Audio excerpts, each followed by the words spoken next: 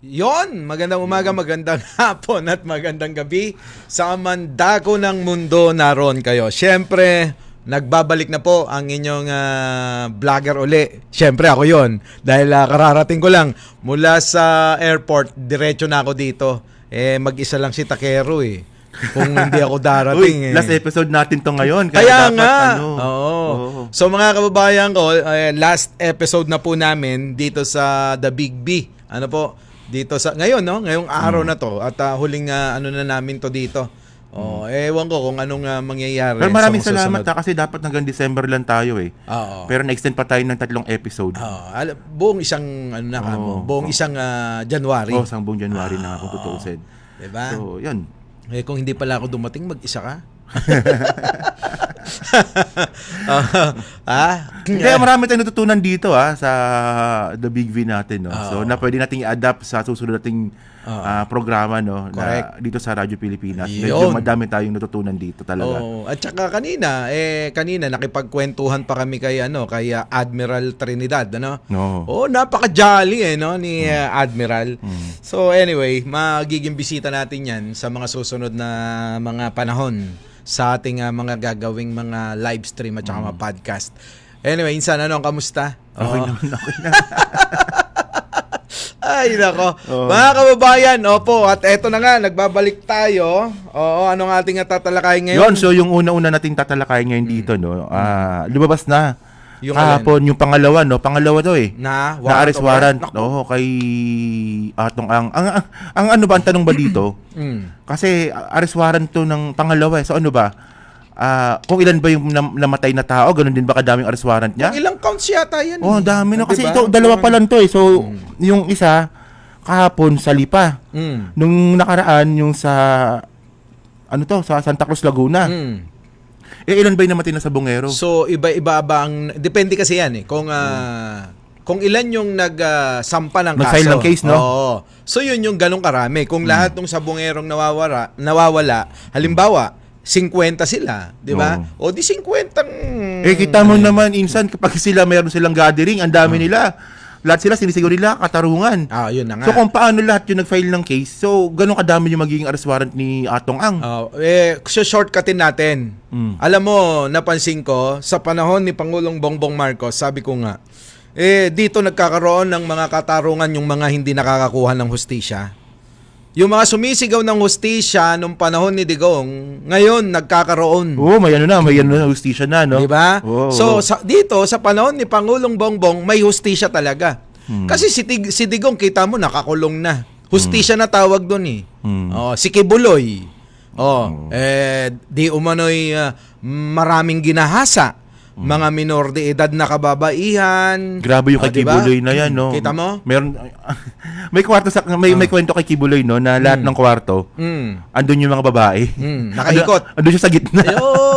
So parang ang kwento nila, ang mga kwarto ng mga kababaihan nakaikot sa kwarto niya. Mamimili na lang yan insan kung sino. No? Tsaka mga groomer talaga, no? Kasi, simula bata, pinapalaki niya, no? Pag hinug na to, pwede na to. Diba? Parang ganun yung style niya nga dito. Parang tinanim niya kapag nagbunga, pagka okay na, pwede nang pitasin, yun na. Ibabalik tayo na sa panahon ni Pangulong Bongbong Marcos, nagkaroon ng hustisya yung mga biniktima ni Kibuloy. Di ba? Yan yun eh. So, yung mga nagsasabi na wala daw ginagawa ang Pangulo sa kanyang administrasyon, nagkakamali kayo. Tumingin kayo kaliwat kanan, puro proyekto. Yung mga imposible, nagiging posible. Hindi ko talaga alam kung ba't hindi makuha to ng mga DDS, no? Itong mga Duterte supporter, no? Especially itong kay Atong Ang, nagkaroon pa nito ng Senate investigation, no? Nung panahon ni Digong. At nung panahon ni Digong, ang tinuturo din talaga si Atong Ang din. Di ba merong investigation yan nung kay si Bato ata may hawak niyan eh. Ang tinuturo talaga si Atong Ang pa rin. Pero bakit natapos yung termino ni Digong? Wala naman nangyari. So, syempre, mapapaisip tayo, ba, kasabot ba ito si Digong? Meron bang mga kaalyado si Digong na posibleng kasabot ni Atong Ang? Kung iisipin mo, maaari na ganun. Maaring tumama ka sa iniisip mo. Bakit ka mo? Si Atong Ang ay pinauwi ni Digong. Dahil nga kinasuhan nung panahon ni Aquino. Oo nga pala, no. Nung pinauwi, biglang pinatawag sa Malacanang. Na-appoint- Kinausap ni Digong Insan na sabi, Na-appoint ganyan. pa ata yan, Oo nga. Sabi nga ni Digong, magaling ito sa sugal. Oo, sabi pa nga, nambola pa eh. Sa Davao nga, halos lahat ng sugal, siya nagpapaandar, si Atong Ang. Ngayon, bigla na lang, di ba, nawala na yung kaso, at bigla nang naging parang partner na ni Digong, si Atong Ang. Ito, nakita ko dito, no, ano pala, ang alok pala kay Atong Ang, linisin niya yung PCSO. Oo. Ayun pala yung alok kay Atong Ang nung panahon ni Digong. Linisin mo yung PCSO. Oh. Diba? So, Paano? Nalinis niya ba? kaya nga eh. 'Di ba? 'Di ba nagkaroon nga ng pagpatay doon sa isang kasama nila Garma. Naalala mo ba 'yun? Ano na pangalan nun? Nakalimutan, medyo matagal na kasi. Matagal na sa 'yun. Quadcom kasi yan eh. Sa Quadcom yan eh. Pero tingin ko style lang ni Digong 'yon. Alam mo naman si Digong maraming sinasabi 'yon na hindi totoo eh. Ibig sabihin, iba yung sinasabi, siya ginagawa nun. Pero yung tanong kasi dito, no, itong kay Atong Ang last year pa to eh. Syempre kung ikaw si Atong Ang, alam mong parating na yung warrant, may pera ka, ako naman gagawin talaga magtatago ka. Tulad ngayon, nagtatago na ngayon. So sabi ng mga opisyal natin, wala daw record si Atong Ang na lumabas ng Pilipinas. Ewan natin kasi... May bago ba doon? Ayun nga eh. Ang problema kasi dito, insan, no, yung sistema natin ng judicial. Sobrang bagal talaga. Especially pag may pera din talaga yung inaakusahan. Ang judicial na yan, hindi nahawak ng presidente yan, di ba? Pwede siyang i-push through DOJ. Di ba DOJ, i-push niya yung kaso na yan. Hanggang dun lang magagawa ng presidente. Nanagawa naman ng DOJ. Di ba? Pero ngayon yung proseso kasi, nasa judiciary na yan eh. So, kaya lang sabi ni Kuyang Boying may corrupt daw sa judiciary. Di ba sabi niya? May corrupt So ibig sabihin ba ano pa aasahan natin sa ating sa ating mga korte, sa Korte Suprema, 'di ba? Sa DOJ na rin, sa lahat na may kinalaman diyan sa judicial na 'yan. Pangmayaman na lang 'yan. Pero pero dapat kasi marunong din dapat mag-appreciate yung mga kritiko ni PBBM na ayun ang pangat sa kanila wala na sila nakikitang tama ayun ang pangat sa kanila hindi ito usapin ng Duterte ka ba o Dilawan ka ba o Marcos ka ba, ang usapin dito kasi hustisya kasi so ngayon talagang di ba talagang makita ngayon natin dito na natutuwa ngayon yung mga biktima ngayon ng dati missing sa Bungeron lang ngayon killed na parang dati missing sa Bungero, ngayon missing accused. Atong Ang na rin. Di ba? Mukhang sumama na sa mga missing sa Bungero. Nawala din si di ba? Si Gretchen ata absuelto parang wala parang lumayo na diyan parang kasi nung pumutok yan, biglang lumayo si Gretchen. At etong si Atong Ang parang napunta na kay Shine. Kilala mo ba 'yon? Sunshine Cruz? Sunshine Dizon. Dizon pala. Hindi ko alam. Sunshine Cruz yata. Cruz. Alam mo, yung dating ex naman ni yun? Cesar Montano. Yung maputing kilikili. Di ba? Yung dating kapartner nung kaibigan ko, ni Jay Manalo. Parang di tumatanda yun, si Sunshine, Di ba? Bagay kayo na. Nako. Di na. Lagpas na ng ng age limit ko Alam mo naman ako Ano ba age limit mo? Hanggang 23. Joke lang. So yun, ano na mangyayari ngayon yan? At tingin ko, dagdagan ng Insan. Kasi di ba pinatungan yung ulo. Oo nga pa, 10 million nga pala. 10 mababa million. yun Kayang doblen, triplen, 4 na beses. Ni Atong Ang dahil sa dami ng pera nun Pero grabe yung pagka-demonyo niyan, Tingnan mo Nandaya sa sabungan, pinatay mo. Tapos ang katutak, hindi gawain ng isang matinong tao. Correct.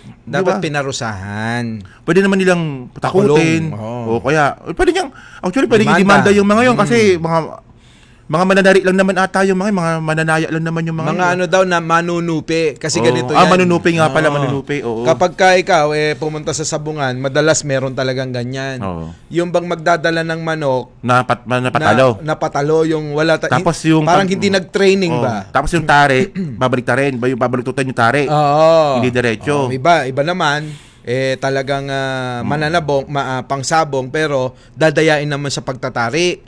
Ganon Tapos Tatayaan sa kabila. pagka dala-dala nila yun, imbis na dyan sila tumaya, doon pumupusta yung iba sa kabila. Yun.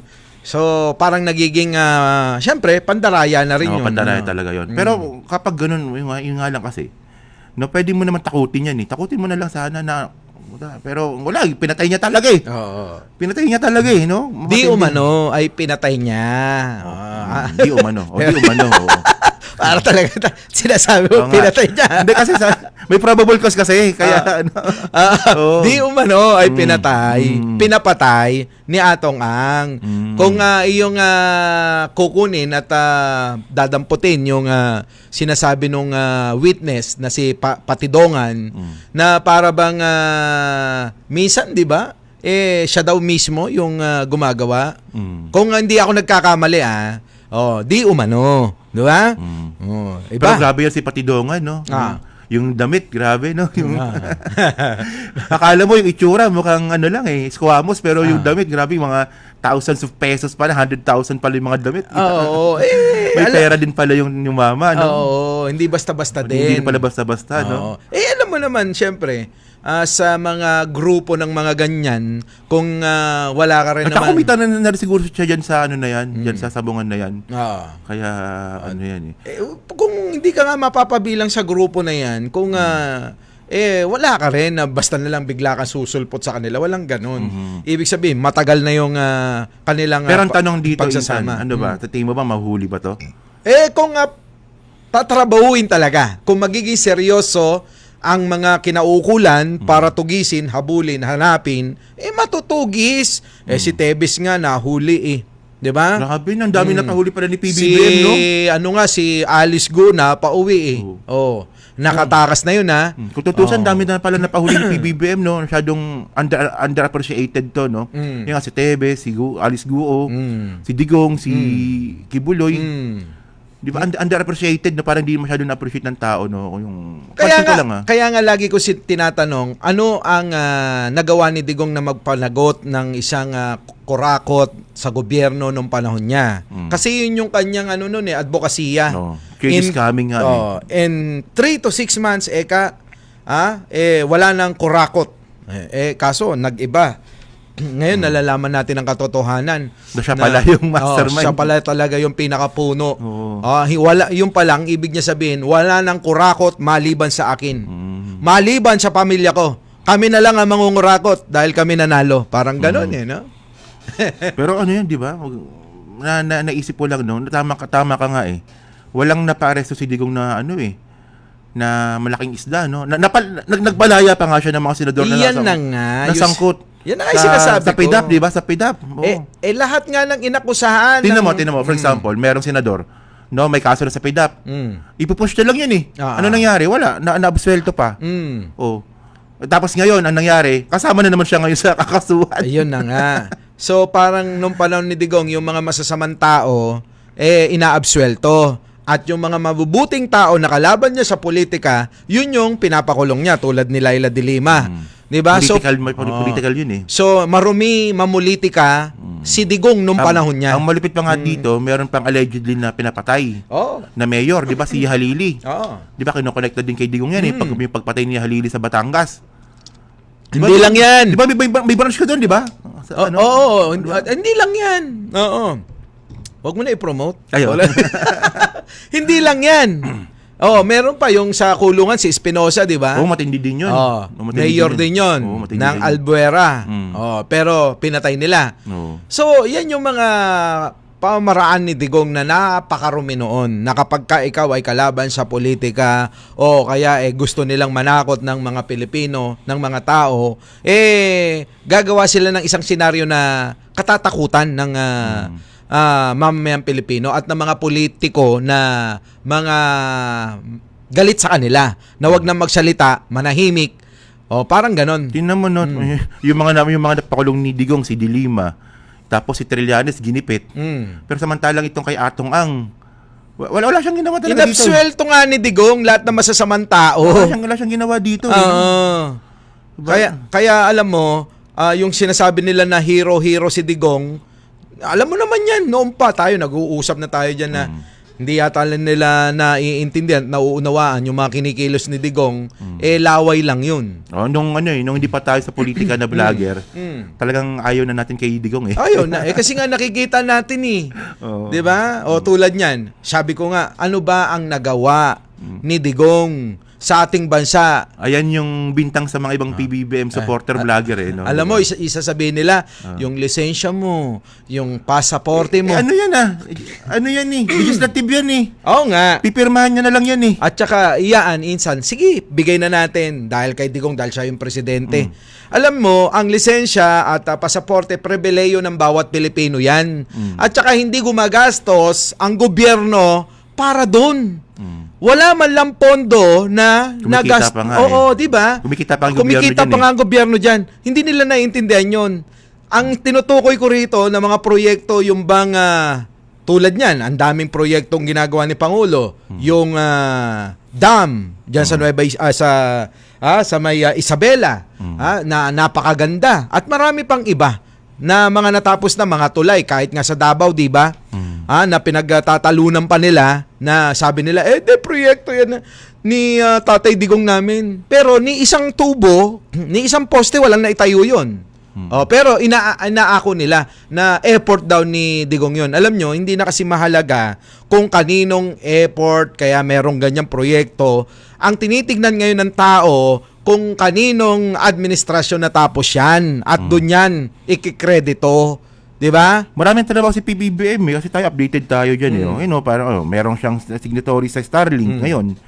Meron siyang agreement dito sa Memorandum of Agreement sa Starlink sa UAE na pinunta niya. Tapos yung Aglipay Sewage ngayon, treatment sa Mandaluyong na naayos. Madami dito sa araw-araw tayo updated dito. Araw-araw maraming tinatapos at maraming ginagawang trabaho ang Pangulong Bongbong Marcos, ang gobyerno ni Pangulo. Ang kailangan lang ng mga tao para makita, imulat ninyo yung mga mata ninyo, pumunta kayo sa inyong cellphone at hindi lang yung mga pinapalo nyong mga DDS din na katulad ninyo ang inyong panonoorin at titignan, susubaybayan.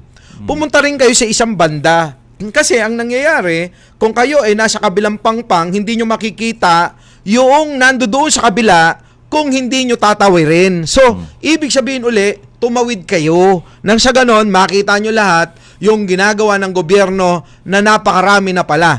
Tulad niyan, itong sa agrarian, Etong ang pinamumunuan ni Secretary Conrado Estrella.